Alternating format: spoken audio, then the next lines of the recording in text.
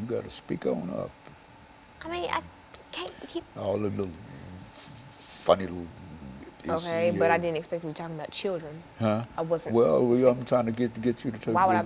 Well, are you ready to talk about genocide? Yes. Okay, listen, you're doing well, but I just want you to be more forceful. You're doing well. This genocide, you ready to deal with genocide? Yes. Okay, here we go. It's 10 minutes. Okay.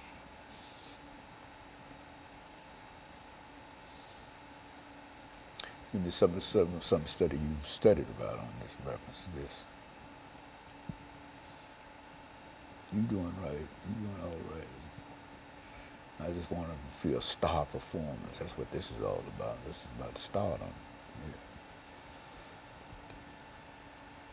Yeah. You ready? Yes.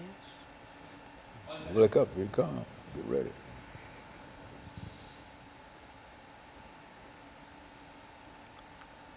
We got 9 minutes and 50 seconds. Now you ready to knock it out here. Knock it out the ballpark. That's what you got to do now. Here we go.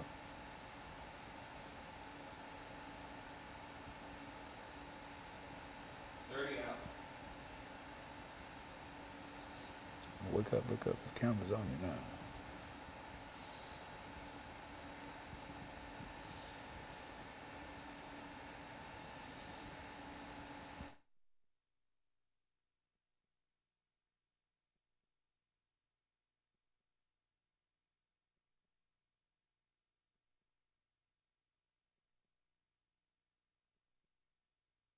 Thank you and welcome back to the final segment of the show for today.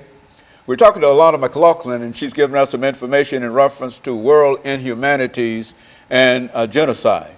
And of course, Lana, let us doing this final segment think in terms of genocide. I think that you have information in reference to that, and I think that in order to deal with inhumanities, we're talking about something that is terminal, which is to say there's one thing to fight one another and to have wars and etc. But genocide is a little different because the purpose of genocide is what? The complete eradication, I think, as you've mentioned, of a race. Let's talk about it from that perspective. Let's deal with genocide at this particular time.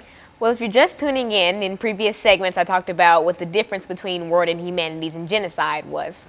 Genocide, like you said, is the eradication of an entire race by mass killing. For instance, the Rwandan genocide. If you're unfamiliar with the Rwandan genocide genocide was when the Hutu government in Rwanda wanted to kill off the Tutsis and ended up killing from 100,000 to about 1 million Tutsis. And there's a whole movie about it, which is Hotel Rwanda, which was a very popular movie, and that's how I found out about it.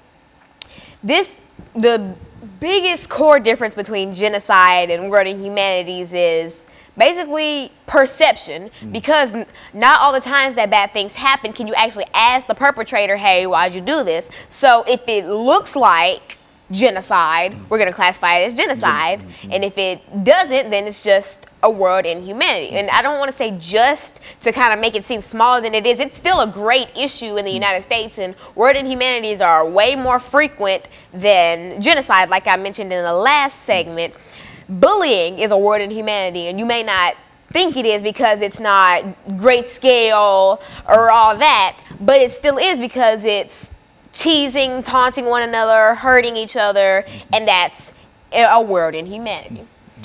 Another very famous form of genocide was in April 1992 in Bosnia, the Bosniak and Croatian genocide, where the Yugoslav army and Bosnian forces started to kill Bosniaks, which were Bosnian Muslims, and Croatian civilians. They killed about 100,000 of them, making it, and at the time, it was the worst genocide since the Holocaust at the time. And so that's another very popular form of genocide, but I think that the most popular form and one of the worst in the world was the Holocaust. If you're unfamiliar with the Holocaust, this is when Adolf Hitler, Nazi party leader, came to power in Europe and Germany and etc. And he ruled over all these places, and he decided to kill off Jewish people. Now, what a lot of people fail to realize is that he did not only kill Jewish people. Most people just say that he killed off Jewish people because that's who he killed off the most of. That's who that was the main target, you know? Say if you're hunting and you want a deer, but you see rabbits and etc., you're going to kill those as well. But the main target was Jewish people. He also killed gypsies and drifters and African Americans, lots of orphans, gay people. He killed anyone who wasn't his image of a perfect civilian, which was a blonde-haired, blue-eyed person with light skin. And so if you weren't Adolf Hitler's image of beauty, you were sent to concentration camps, you were forced to do hard labor, you possibly could be